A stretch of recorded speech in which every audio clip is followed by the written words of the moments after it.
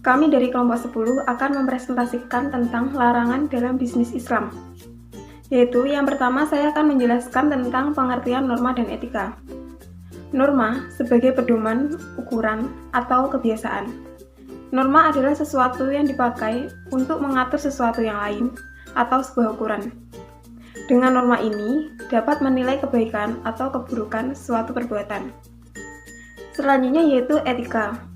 Etika berasal dari bahasa Yunani kuno, ethos. Dalam bentuk kata tunggal, kata tersebut mempunyai banyak arti, yaitu kebiasaan, adat, akhlak, watak, perasaan, sikap, dan cara berpikir. Dalam kamus Inggris, etika atau etik mengandung 4 pengertian. Yang pertama, etika adalah prinsip tingkah laku yang baik atau kumpulan dari prinsip-prinsip itu. Kedua, etika merupakan sistem prinsip-prinsip atau nilai-nilai moral. Ketiga, dalam kata-kata etik, yaitu etik, dengan tambahan s, tapi dalam penggunaan mufrad atau singular, diartikan sebagai kajian tentang hakikat umum moral. Keempat, etik, yaitu etik, dengan tambahan mufrad atau tunggal, dan jamak atau plural, ialah ketentuan-ketentuan atau ukuran-ukuran yang mengatur tingkah laku para anggota suatu profesi. Menurut Kamus Bahasa Indonesia, etika dijelaskan dengan arti ilmu tentang apa yang baik dan apa yang buruk, dan tentang hak dan kewajiban moral atau akhlak. Etika juga diartikan kumpulan asas atau nilai yang berkenaan dengan akhlak, serta diartikan nilai mengenai benar dan salah yang dianut suatu golongan atau masyarakat. Etika disebut juga dengan akhlak, berasal dari bahasa Arab, yaitu perangi atau kesopanan, dan bisa juga diartikan dengan istilah watak, kebiasaan. Jadi, secara etimologis, akhlak adalah budi pekerti, perangai, tingkah laku, atau tabiat. Dikembangkan di berbagai wacana etika atau dalam aturan-aturan yang diberlakukan.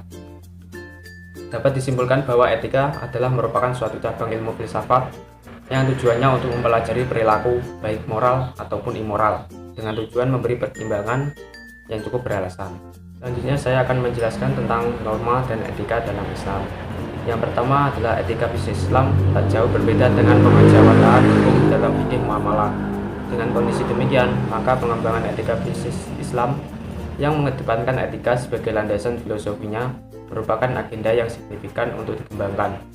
Secara normatif, menurut Quraisy Shihab, Al-Quran lebih relatif banyak memberikan prinsip-prinsip mengenai bisnis yang bertumpu pada kerangka penanganan bisnis sebagai pelaku ekonomi dengan tanpa membedakan kelas.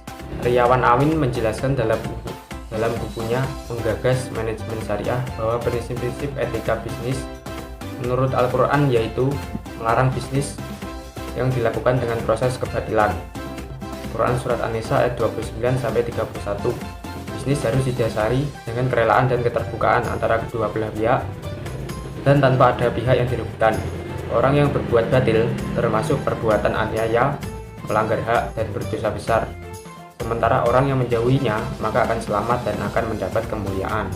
Yang kedua, bisnis tidak boleh mengandung unsur riba. Quran Surat Ali Imran 275. Manusia mengatur kehidupannya dengan berbagai norma. Norma berasal dari bahasa Latin, yaitu norma. Norma menjadi bahasa kita sehari-hari ini, artinya adalah alat penyiku yang berarti ukuran yang dipergunakan sebagai pedoman atau aturan dan akhirnya menjadi kebiasaan.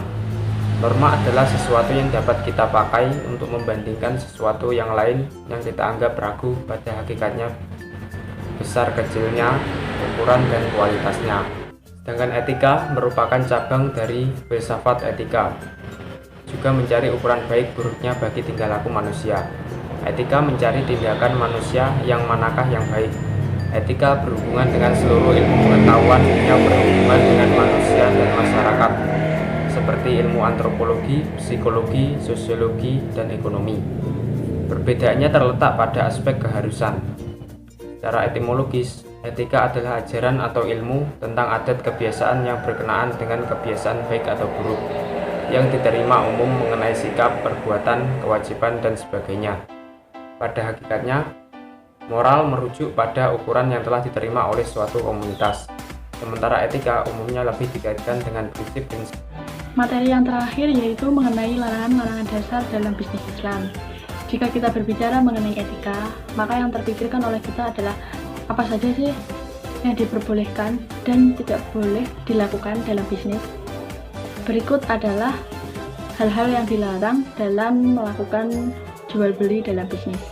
Yang pertama yaitu menyembunyikan harga kini. Yang kedua ada riba. Dalam berbisnis haruslah bersih dalam hal Islam. Tidak ada unsur-unsur riba. Jelas itu sangat dilarang oleh Allah Subhanahu wa Ta'ala. Dan sebaliknya, kita wajib menggalakkan dalam hal jual beli dan investasi. Yang ketiga ada menipu. Tentu kita tahu bahwa menipu sangat dilarang oleh agama. Semua hal yang dilakukan dalam menipu diharamkan oleh Allah Subhanahu wa Ta'ala.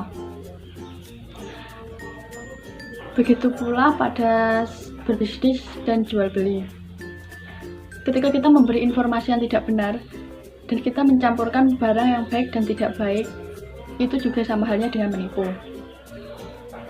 Yang keempat adalah mengurangi takaran dan timbangan. Salah satu cermin keadilan adalah menyempurnakan takaran dan timbangan tersebut. Yang kelima ada pengukur pembayaran hutang.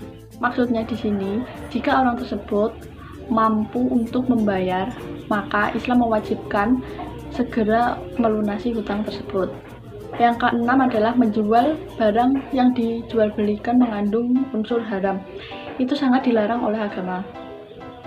Baik itu dari berupa zat maupun sifatnya. Yang ketujuh yaitu ikhtikhar. Apa sih itu ikhtikhar? Ikhtikhar adalah Islam memberikan jaminan kebebasan pasar maupun kebebasan individu dalam melakukan berbisnis. Namun, Islam melarang individu dalam mementingkan dirinya sendiri. Di sini yang dimaksud adalah mereka rela melakukan segala cara untuk mendapatkan keuntungan yang sebesar-besarnya. Itu sangat dilarang oleh Islam. Dan yang terakhir adalah mengandung unsur izin, yaitu kegiatan jual beli yang mengandung unsur-unsur gharar.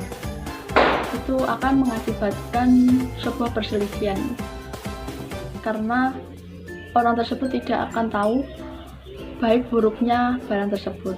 Sekian, wassalamualaikum warahmatullahi wabarakatuh.